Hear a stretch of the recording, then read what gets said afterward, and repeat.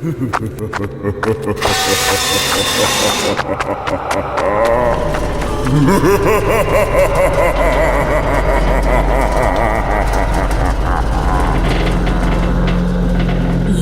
opened the door to the janitor's domain, a broom closet full of wonders.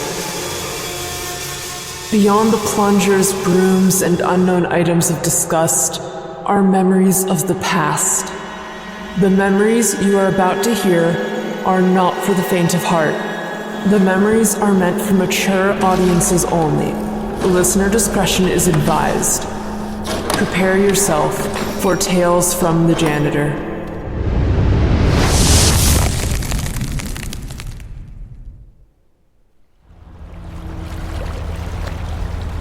Sure thing, mister. I'll clean up these guts. Holy cow, these things are everywhere. Just sweep them back into the water, and after that, take the fish inside? I've seen and done a lot of dirty things in my life. But this? Ugh, this is just nasty. Ugh. Oh, hey, glad you could make it. Sorry about that smell. Wasn't me this time. I didn't know I'd be on the docks today. You see, my friend is out on the lake, so I figured I'd get a job while I was waiting on him. Sometimes they can be out on the water for a while. But, hey, welcome to the Star of the North. Hail, Minnesota! Did you know that Minnesota means clear blue water? It actually has nothing to do with very small soft drinks. The state flower is the pink and white lady slipper, which is actually a really pretty flower, despite its name. It also shares a border with Michigan, even though it never touches it by land. Did you know that Minnesota has some of the Earth's oldest rocks? Some are about 3.6 billion years old. Talk about the Stone Age. Well, hey, look, I'd love to talk to you about all the strange rocks and volcanoes that used to be active here, but I got to carry these fish crates inside. If you want to help, I'll tell you a story along the way. Oh, you will help? Thanks.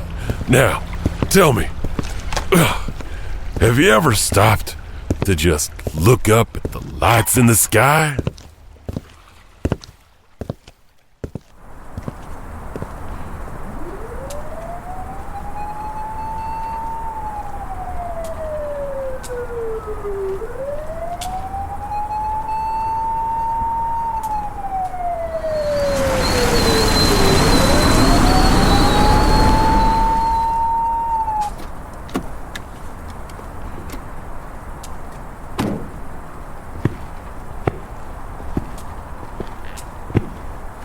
Good evening, ma'am. Evening, officer. Do you know why I pulled you over? I don't think I was speeding. No, ma'am, you weren't speeding. Then I'm sorry, officer, but I have no idea why you pulled me over. You have a taillight out, ma'am. Oh, I'm so sorry, officer. I'll get it fixed as soon as I can. Still gonna need to see that license and registration, ma'am. Of course, officer. Oh, it's in my purse. Here you go. Thank you, ma'am. You stay right here inside the vehicle.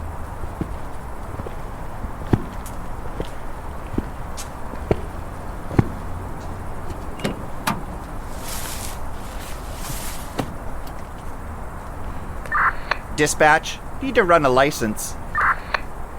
Go ahead with the number.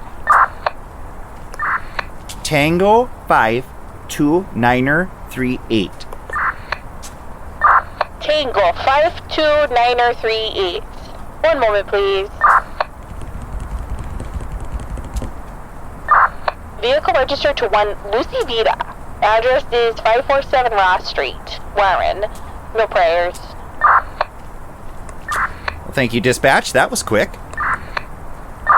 No problem, Officer Johnson. It's a great night. Hopefully it stays quiet. Unfortunately, crime doesn't take a night off. That's true, but sometimes it gives us a break here. Going back on patrol.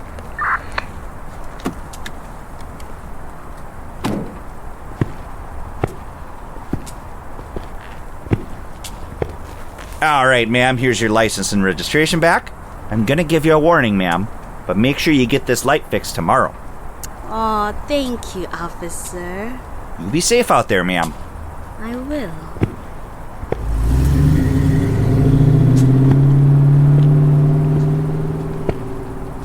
And hopefully that's the most excitement I have all night.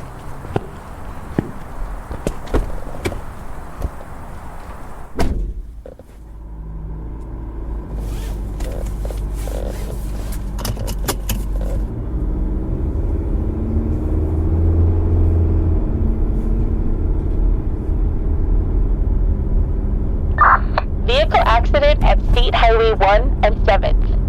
Ambulance already en route. Will need assistance for traffic. Dispatch. Officer en route. 3 minutes away. Oh, good thing I'm nowhere near that. Let the new guy handle it.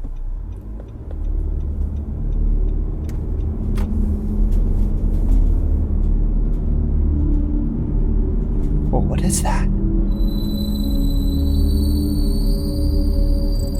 Is that a plane? Dispatch, gonna check on a possible plane making an emergency landing on Highway 5. Contacting the FAA. Let us know what you see, Officer Johnson.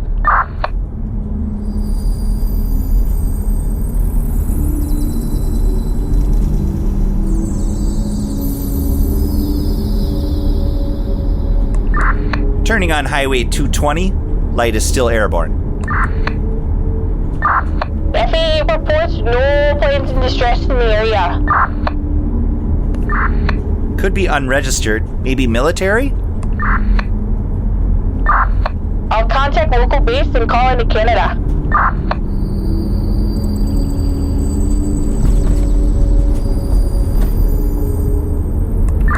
Still traveling on Highway 220. I'll check back if I have anything. Roger that, officer. Oh, geez. Maybe I should have taken the car accident.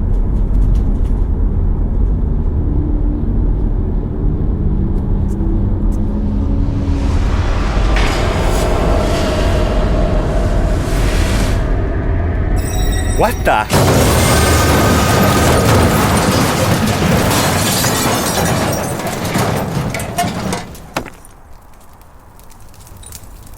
God.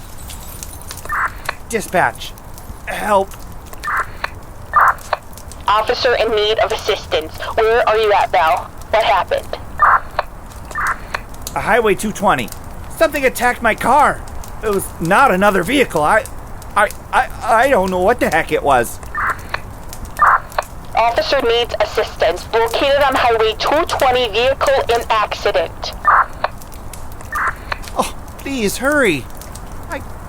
I can't see. Don't you worry, officer. Help is on the way.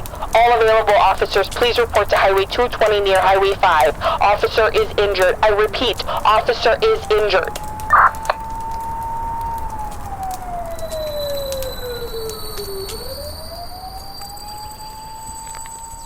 On the night of August 27th, 1979, Johnson was on patrol where he spotted a light in the sky and went to investigate. As he drove forward, the light entered his car. He heard the sound of glass breaking and then lost consciousness. When he awoke, over half an hour had passed. Whoa! He had eye pain and a bump on his noggin. But the car suffered worse. The car had a bent hood, bent antenna, a shattered windshield, and broken lights. Both the clock in the car and his wristwatch were behind by 14 minutes. What was the light? The Air Force and the FAA both declared that there was no aircraft in the area at that time. Many tests were performed to find out how the damage was done, and it was concluded that it had been caused by some electrical force or thing. Whatever it was a real son of a bitch. Hey. Our next tale takes us to Duluth. And action on set. Quiet down.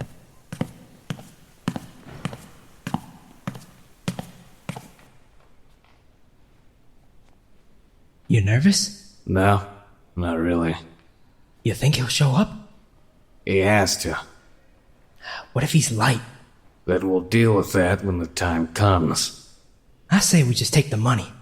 No. A deal's a deal. We have what he wants.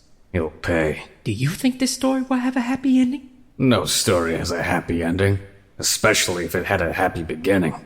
Then tell me a happy story, but end it in the middle. Stories don't work that way, man. You need to hear the ending or it's incomplete. You think so? Every day. You should try it sometime. Are you calling me stupid? Shut it. He's here. And cut. Good job, fellas. What's with the big pause in the beginning? It's to build the suspense. The audience has no idea what's going to happen. Isn't the pause too long, though? No, I think it could almost be longer. You want to get the audience to the point to where they're thinking about leaving, and then we suck them back in. Remember, what happens next is a gunfight. We are going to shock the audience with what's about to happen. I'm looking forward to that. We can finally do it. We will go over that soon. The set is still being built, and I don't want to go over blocking until we have all of the pieces in place, as they will be used a lot during the scene. When is Max going to be here, so we can run lines with him, too? Oh, he'll be here tomorrow, along with the rest of the set. That'll be good. I mean, this is the end of the show. Oh, the end of the show always goes out with a bang. Where did the script come from, anyway? Yeah, I don't know. I found it in my desk one day with a note that said, "Please perform this." I just figured someone left it for me. Who's the author? It only says RC. I have no idea who that is. I mean, this is a good play. It has romance, drama, action. It has it all. I really enjoy it. Are you two just saying that because you're the main characters? No. Honestly, it's probably the best play I've ever been in before. It's better than Shakespeare. That's all I know. We'll get the rest of the cast together and do a complete walkthrough. Then you can make your final decision about what you think about it. Is there anything else you want us to go over while we're here? I know there are a couple scenes I want to do, but we need other characters here to do them. No, I think we've done everything we can until the set is completely ready. We'll pick this back up tomorrow. Sounds good. Need a ride home, Monty? Yeah, just let me grab my jacket real quick. You guys have a good rest of your day. Aren't you coming? No. There's some things I need to work on first. Do you want us to stay? No, you two go ahead. Okay. See you later then.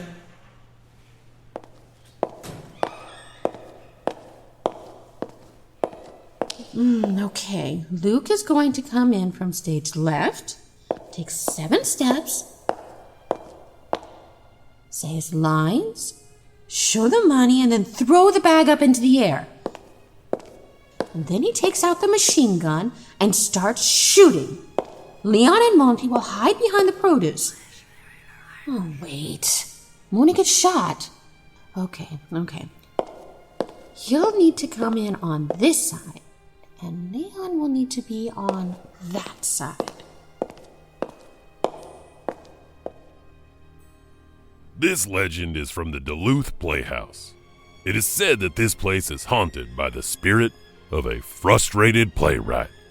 Legend has it that a drama director of the school had always been working on a script, but before he could finish the script, he fell from the balcony and died.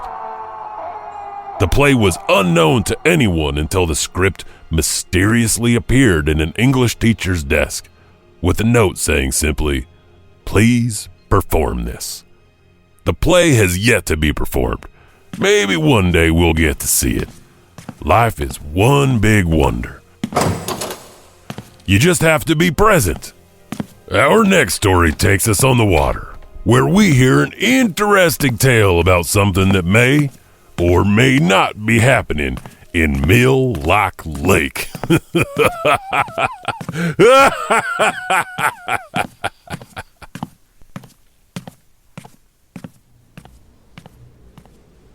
Please raise your right hand and put your left hand on the Bible. Do you swear to tell the truth, the whole truth, and nothing but the truth, so help you God? I do. So help me God. Officer Anderson, how long have you been a police officer? 11 years. In your 11 years, have you ever heard something like this happen before? We always heard the rumors that something like this happened, but never could find any facts about it though. We always assumed it was just something that the town would talk about. You know, like morning gossip. Would you say that most gossip has some amount of facts behind it? There is a reason we call it gossip. If it was fact, we would call it fact. I heard gossip about aliens from outer space. I don't believe in them. Should I? So you're saying that without facts, you don't believe in what's being said? For the most part, yes. What do you mean, for the most part? I believe in God, I believe in fate, I believe in karma, and I believe in love. Yet I have no facts to back me up. So in your opinion, what you believe in is based on what then? Call it a feeling, call it hope, call it faith, call it whatever you want. Officer Anderson, in your 11 years on the force, have you ever had your faith brought into question? Every day. But I feel you need it in order to be stronger. In the best way you can, will you please describe for us what happened on January 28, 1978, when you arrived to the scene at Mille Lac Lake? I walked through the snow and approached Frank Jones's ice house and knocked on the door.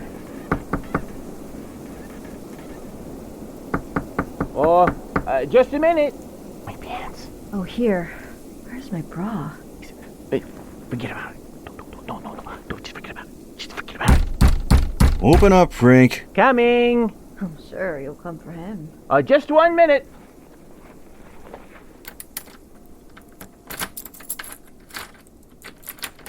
Officer Anderson.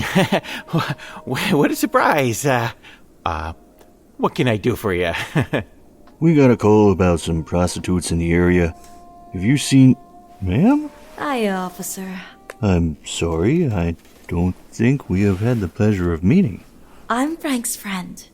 We've known each other for a long time.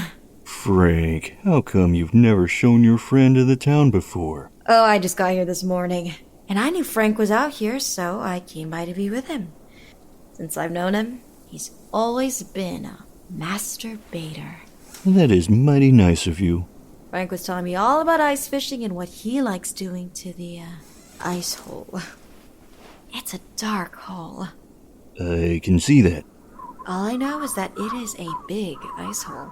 It is a big ice hole. It's my ice hole. I'm not here to take your ice hole, Frank. So quit looking at it then. I'm not looking at your ice hole. How long have you two known each other? Oh, I think it's been about 3 or 4 years now, give or take. That's a long time. Still don't know why you kept her a secret for so long. Some of the other guys know her as well. Oh, yes. Some of his buddies know me really well. She likes coming out here. Do you come here often? Not as often as I would like, but I come here every chance I get. You must like it when she comes, Frank. Oh, yes, I do. In fact, sometimes when she can't come here, I go to her place. I like it when he comes, too. So what are you doing here? I came up here because we gotten a report of some prostitutes in the area. Whores? Oh, I don't believe you. What kind of woman would walk on the ice and sell her body for sex? So, what were you doing before I got here? We were getting ready to play a game. Do you want to play a game, officer? What type of games you playing up here? Spin the bottle, post office, kiss and tell, playing doctor, peekaboo, two-hand touch, Simon Says, trick or treat, hide and seek, tic-tac-toe, hangman. Some of those I don't know, but sounds like you two will have plenty of fun up here. I should check on the other huts and see if anyone else has saw anything. You don't want to play with me? I'm sure Frank does. I should get going.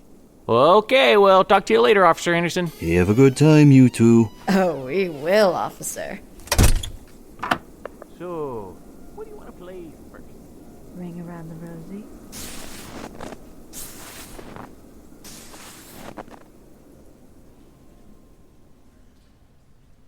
Thank you, officer. And when you left Frank Jones' ice house, did it ever occur to you that she might have been the prostitute? No. Frank has always been a nice guy. Always seems to be friendly with the ladies in town. Did it seem odd to you that a woman was with him? Not at all. A lot of men take their wives or girlfriends to fish. Some even bring their kids. But is it true that you have never seen this woman before? Yes, it's true they said they were friends. We're not required to know everyone's friends and associates that people spend their time with. So during this time, you saw or heard nothing that made you think this woman was a prostitute? No, sir. They were not engaged in any sexual behavior that I could tell at the moment of my arrival. What can you tell me about the ice hole? It's a hole in the ice. An ice hole. I know what an ice hole is. Was he fishing at the time? No, but that doesn't mean anything. They were getting ready to play games. And did you see them play any of these games? No, I didn't. I see. No more questions, Your Honor. The past is just a series of moments, all perfect in its entirety. You may step down. Your Honor, I would like to call my next witness, Pamela Dick.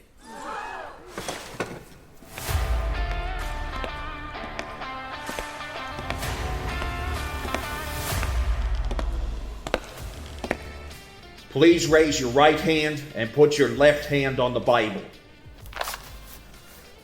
Do you swear to tell the truth, the whole truth, and nothing but the truth, so help you God? I do. Please state your full legal name. My full name is Pamela Anita Dick. Hookers on the ice sounds fun, but nothing has ever come out of it. Well, local people call it a fishtail. Maybe the biggest fish story ever told. It's commonly known as a tale that doesn't need to be verified to be widely believed. Stories about women on the ice first started in the 1960s, and there have been isolated cases of prostitution on the ice. During the wintertime, it is common for tens of thousands of people to go ice fishing. No arrests have ever been made, as there's never been enough evidence to convict anyone. When the police go to investigate, they never know who the people are. They could be girlfriends, wives, husbands, or boyfriends. For now, let's keep it a fish story for the people of Mille Lac Lake to keep on talking about. The stories are entertaining, at least. For our last story, we'll take one last ride to a different lake. The Devil's Lake.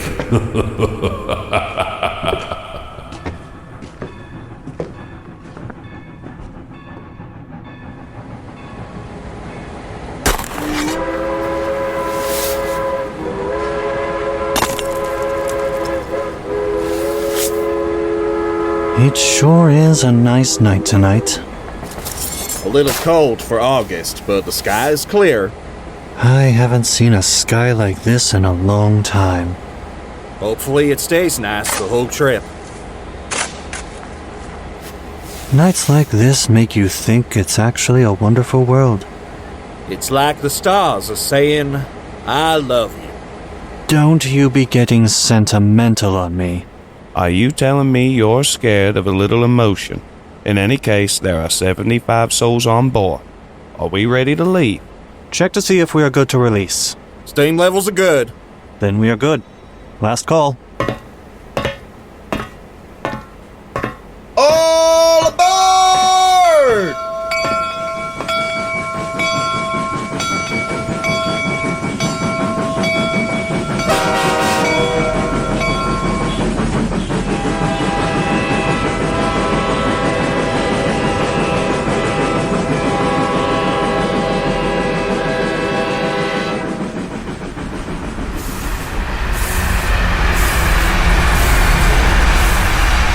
Here we go. Keep the steam high. I'd like to get there early if we can. Understood. But why the rush? I just don't like this area. What has Pine City ever done to you? The city is fine. I just don't like this section of track. What's wrong with the track? It's old and not maintained very well. And then there's the lake. The lake? Yes, the lake. I hate the lake. What's wrong with the lake? I used to fish there when I was younger. It's a dirty lake. Plus, I don't like the name. Devil's Lake? Who names a lake after that? Sick bastard. While I will agree it is a dirty lake, the fish still taste good that come out of it. I will have to take your word on that. Can I ask you something? Go ahead. Just keep my steam levels good. Don't worry, I got your steam levels. So what's your question? What would you do if you were going to disappear tomorrow and knew it? What would you tell your wife? What are you talking about? What if you kept loving all the people in your life, but you were erased from their memories and their hearts? If you saw them on the street, you'd feel the same, but they would feel nothing. What kind of... Where is this coming from? Alright, imagine your loved one, whose embrace you look at for safety, whose touch was so familiar you can't imagine life without it. Now, imagine if you looked at them, and they looked right through you. It's an even more unimaginable emptiness than being alone. Because it's not like you lost love. It's like it never happened. You've been visiting the monastery again, haven't you? Yes, I visited them last week. They make me think about life. Look, you can say or think all this mumble-jumble you want, but the long and the short of it is, we are put on this earth to die. That's a grim way of looking at it. It's the harsh truth. And like that, we all disappear. How will you be remembered? The people you love become ghosts inside of you, and this is the way you keep them alive. So it doesn't matter what would happen if you disappeared tomorrow, someone would remember you. It might be for the negative you've done, but they would remember you. For somewhere down the line, you have changed somebody's life. Maybe you should go to the monastery and talk with the monks. I don't need to. There's no reason to confuse them. I meant for you to enlighten yourself. I'm a train engineer, not a philosopher. How's the steam looking? Steam is looking good. I just have to remember to slow down before that damn curve. I don't like that curve either. It seems like every time we take the curve, it's in a different position. Even if it's the next day. Well, I'm glad that I'm not the only one that thinks that. Why do you think that is? Probably because the trestle hasn't been maintained in the last couple of years. I think it's much more than that. I know it's hard to maintain, especially with the fact that it's under silt most of the time. It wouldn't have to be if they just put it in the right spot. If they moved it, there would have been a hill in the way. Better a hill than a lake. The lake wouldn't be so bad if it weren't for the landslides and the track movement.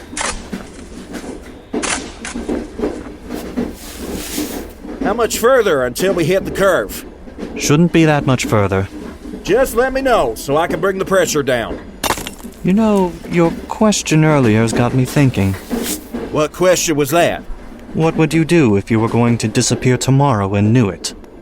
Oh, have you thought of anything? I don't know if I would do anything different. Nothing. Nothing whatsoever. I lived my life good.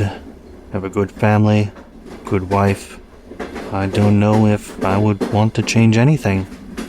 Would you tell your wife? I don't think so. Why not? Because I wouldn't want her to worry. If I knew today was my last day, I would just want it to be a good day. I guess that makes sense. I see the curve coming up. Reduce pressure. Dropping pressure.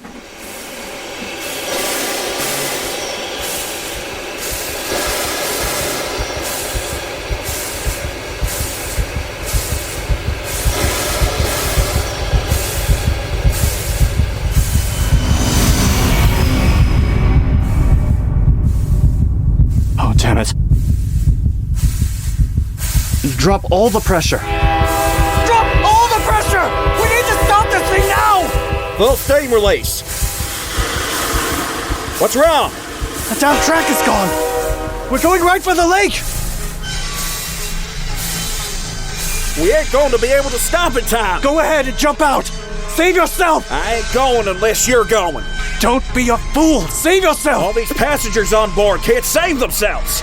If the train goes, we go. Suit yourself, but I tried to warn you. This train isn't stopping. You have too much speed.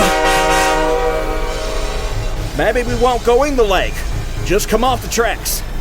Look, we have too much train traveling way too fast. We're going in. You jump. I'll stay on. Too late for that.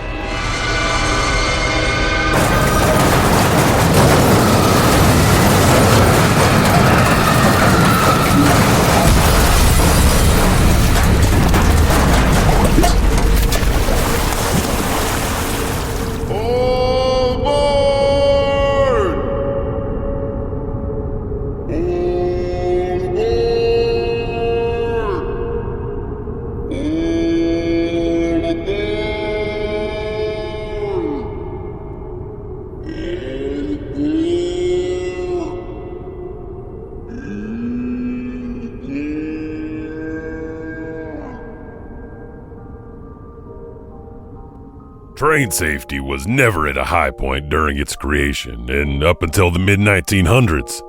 As the tale goes, the people of Pine City heard the northbound train coming, blowing its whistle, but it never arrived.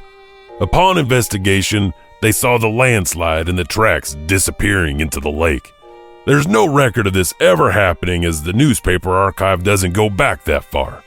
Multiple dive attempts have been made to see if there is a train at the bottom of Devil's Lake, but the lake is so murky that once divers get to a certain depth, they can't see anything. While it is completely possible that there is a train at the bottom of the lake, well, we may never know. The thing with stories like this is that it fades throughout time as it's passed from one generation to the next. But the one detail etched in everyone's memory turns the story into a legend. The Devil's Lake legend is almost past the threshold of permanent loss unless somebody talks about it again. Maybe you'll be that someone and find out whether the legend is true or not. Minnesota has a lot of legends associated with it, and if you stay around long enough, something might happen on a weekend. I'm sorry that we won't get the opportunity to talk anymore today, but I see my friend and we're going on a trip. Hey, maybe I'll see you again. I'll be working at the McRaven house, but hey, just be careful if you take the train.